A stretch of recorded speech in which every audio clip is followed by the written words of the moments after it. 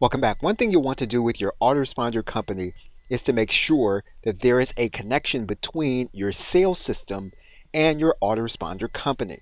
You are now looking at ThriveCart.com, and we're looking at ThriveCart because it is a shopping cart that operates in the cloud. One thing that may impact which shopping cart you use, as well as which autoresponder company you use, is whether there is a connection with the sales system and the autoresponder company.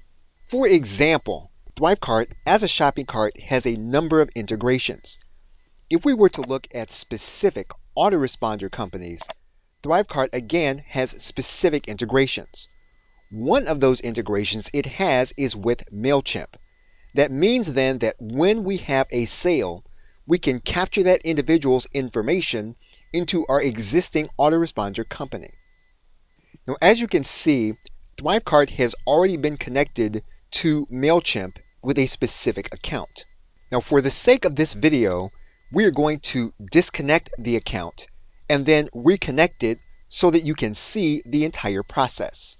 What you can now see is that we are going to then authorize ThriveCart now to work with MailChimp. So what we're going to do is we're going to click Authorize with MailChimp.